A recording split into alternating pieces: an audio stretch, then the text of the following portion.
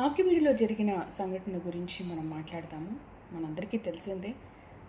పురాతన రామాలయం శిథిలావస్థకు చేరుకున్న దశలో దాన్ని ఆలయంగా మార్చి పూజలు చేయాలి అని చెప్పి కొంతమంది హిందువులు చెప్తుంటే, మరికొంతమంది క్రిస్టియన్లు వచ్చి అసలు ఇక్కడ హిందువులే లేరు, అందరూ క్రిస్టియన్లే ఉన్నారు అని ఒక బిగ్ స్టేట్మెంట్ ఇచ్చారు. అంటే ఒక ఊర్లో క్రిస్టియన్లే ఉంటారు, ఒక ఊర్లో హిందువులే ఉంటారు అని మన రూల్ ఉందా? అలాంటిది ఏమీ లేదు కదా. మరి ఎందుకు మరి వాళ్ళ పేర్లు చూస్తే మాత్రం మన తెలుగు వాళ్ళ పేర్లు దేవుడి పేర్లే ఉన్నాయి. మరి వాళ్ళు క్రిస్టియన్లు అనుకోవాలా, హిందువులు అనుకోవాలా? వాళ్ళ తాతలు ముత్తాతలు అందరూ తెలుగు వాళ్ళు, హిందువులు. కానీ వీళ్ళు మతం మార్చుకొని రిజర్వేషన్ల కోసం ఇలాంటి పనులు చేసి ఇలాంటి బిగ్ స్టేట్మెంట్స్ ఇస్తున్నారు. అయితే ఆ రామాలయం కూడా మనం చూసాము. ఎంత పురాతన రామాలయం శిథిలావస్థకు చేరుకుంది. దాన్ని అసలు దేవదాసకు కూడా ఎందుకు పట్టించుకోవట్లేదు, దాన్ని ఎందుకు డెవలప్మెంట్ చేయట్లేదు? అయితే చాలామంది మాట్లాడుతున్న మాట ఏంటంటే, క్రిస్టియన్స్లో అండ్ ముస్లిమ్స్లో ఐక్యత ఉంటుంది, కానీ మన హిందువుల్లో మాత్రమే ఎందుకు ఐక్యత ఉంటుంది? ఎస్, అది నిజమే. అది ఎప్పటి నుంచో మనం అందరం మాట్లాడుకుంటున్న విషయమే.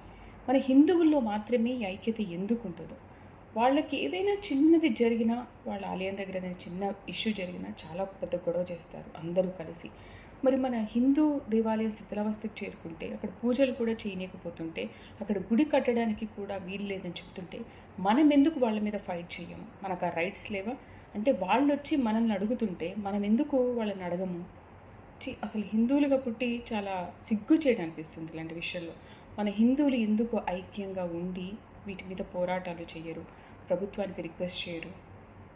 దాన్ని అలాగే ఎందుకు వదిలేస్తారు? వాళ్లకు కట్టుబడి వాళ్ళ మాట మీద మనం ఎందుకు ఉండాలి? అసలు మన హిందూ దేవాలయాలు ఇలా అవుతుంటే. బట్ ఈ విషయం మీద నాకైతే చాలా బాధ అనిపించింది. And deputy CM Pawan Kalyan పైన కూడా ఒక పాస్టర్ ముమ్మిడివరం అనుకుంటా అక్కడ సనాతన ధర్మాన్ని గురించి మాట్లాడడం కానీ, ఆయన గురించి మాట్లాడడం కానీ, ఆయన ముక్కలు చేస్తానడం కానీ, ఏంటి అసలు? ఏం రైట్స్ ఉన్నాయి మన మీద ఇలా మాట్లాడడానికి? ఒక క్రిస్టియన్ పాస్టర్కి ఇంత ఇష్టం వచ్చినట్టుగా ఎందుకు మాట్లాడుతున్నారు? ఇంత ఇష్టం వచ్చి మాట్లాడితే మనం ఎందుకు ఇంకా దాని మీద యాక్షన్ తీసుకోవట్లేదు? ఇలా జరగకూడదనే వాటి మీద ఎందుకు యాక్షన్ తీసుకోవట్లేదు అనేది తెలియట్లేదు. బట్ పాస్టర్ మీద అయితే యాక్షన్ తీసుకున్నారు. ఏదేమైనా కూడా మన హిందువుల్లో, మన ప్రజల్లో మార్పు రావాలి. వాళ్ళు ఎలా ఐక్యంగా ఉంటున్నారో మనం కూడా అదే ఐకమత్యంగా ఉండాలి. మన సనాతన ధర్మాన్ని మనం పరిరక్షించుకోవాలి.